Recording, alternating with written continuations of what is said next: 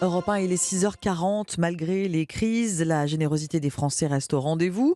C'est ce qui ressort du dernier rapport d'activité de la Fondation de France qu'on vous dévoile en exclusivité ce matin sur Europe 1. Votre invité Alexandre, c'est Axel Davezac, directrice générale de la Fondation de France. Bonjour Axel Davezac.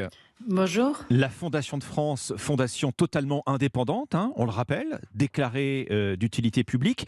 Vos missions sont nombreuses. Votre boussole, dans tous les cas, c'est l'intérêt général, l'intérêt de tous.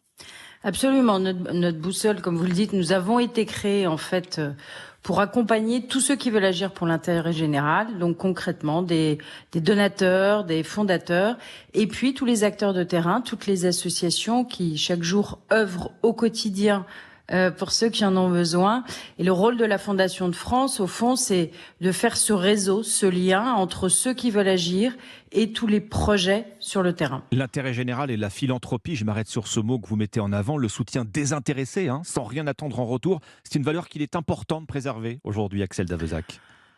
C'est le propre de toutes les structures, les associations et les Bien fondations qui travaillent aujourd'hui dans notre pays au service de l'intérêt général. Ça veut dire quoi? Ça veut dire très simplement, finalement, que ceux et celles qui peuvent, qui ont les moyens d'agir en donnant du temps, de l'argent, puissent venir aider les projets, les personnes, notre planète aussi, bien évidemment, qui a besoin d'action, d'innovation, parce que, en fait, face à toutes les difficultés, et on voit bien aujourd'hui que notre pays et notre monde en traversent un nombre extrêmement important, nous avons besoin aussi de cette innovation, de toutes ces idées, ces personnes qui finalement apportent des solutions pour répondre à ces difficultés. Alors, vous nous dévoilez ce matin votre dernier rapport d'activité sur Europe 1. L'élément frappant, c'est que malgré les crises, malgré les effets de la guerre en Ukraine, malgré l'inflation, les Français continuent de donner pour les causes qui leur semblent justes, et vous en faites partie, Axel Davezac.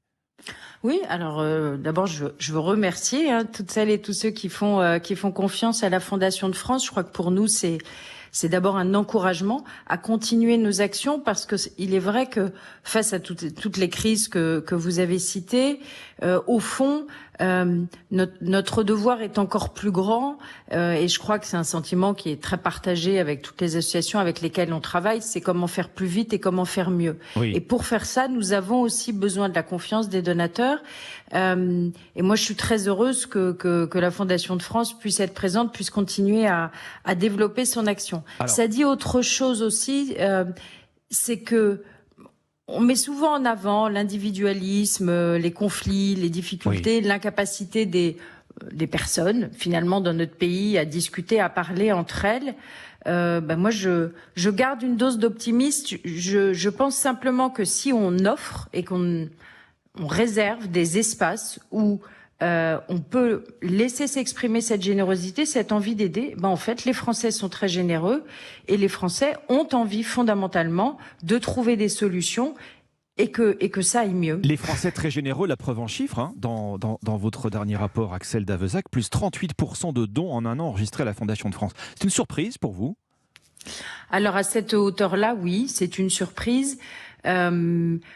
Nous avions prévu toujours d'être en croissance, parce qu'encore une fois, les besoins sur le terrain sont en croissance, donc à nous de trouver les moyens et les solutions. Moi, je suis très confiante dans la capacité des salariés et des bénévoles de la Fondation de France à trouver ces solutions, à trouver ces nouvelles ressources. Oui, la progression aussi importante est une surprise, est une très heureuse surprise, parce qu'elle donne plus de moyens pour l'intérêt général. Mais je crois qu'il y a cette urgence aussi, des personnes qui vont mieux que d'autres, à se dire il faut aider, il faut faire quelque chose, parce que il y a trop de personnes et notre planète vont trop mal. Donc il faut agir. On évoquait effectivement la guerre en Ukraine il y a quelques instants. La Fondation de France est mobilisée avec l'opération Solidarité Ukraine. On peut d'ailleurs toujours faire un don pour l'Ukraine sur votre site. Est-ce que vous savez comment sont utilisés précisément les dons que vous récoltez ? C'est le rôle de la Fondation de France, justement, de s'assurer que tout l'argent qui nous est confié est bien utilisé. Nous avons défini 3 axes, alors qui ont évolué bien évidemment au fil des mois, malheureusement, de ce conflit qui s'éternise.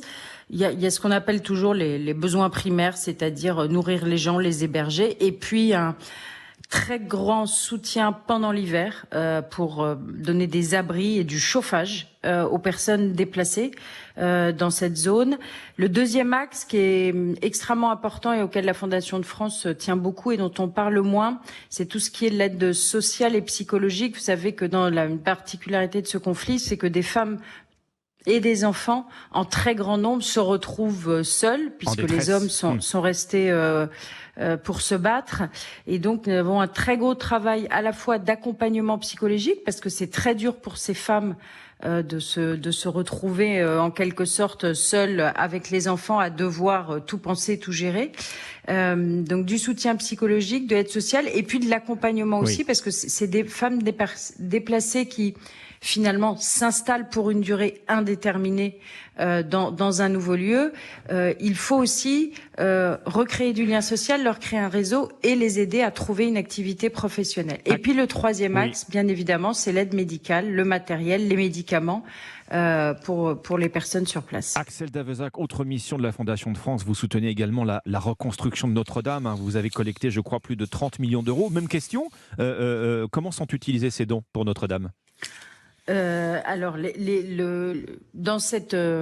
après cette catastrophe, vous savez qu'il y a l'établissement public de Notre-Dame qui est chargé de la reconstruction et de la mise en œuvre. Donc, la Fondation de France avec les autres fondations et mécènes pour ce projet de reconstruction sont associés dans des réunions extrêmement régulières au suivi de l'utilisation des fonds, que la Cour des comptes d'ailleurs a salué en termes d'exemplarité et de rigueur. Et puis surtout, les travaux avancent, on le voit, de manière extrêmement concrète. Et c'est vrai que pour les donateurs qui ont fait confiance à la Fondation de France, nous avons pu organiser des visites pour voir ce que leur don a permis très concrètement en termes de reconstruction. Bon, on est en pleine période de la déclaration de revenus 2022. On rappelle bien sûr que faire un don, et il n'y en a pas de petit, à la Fondation de France ou à une autre ONG, ça permet d'avoir des déductions d'impôts.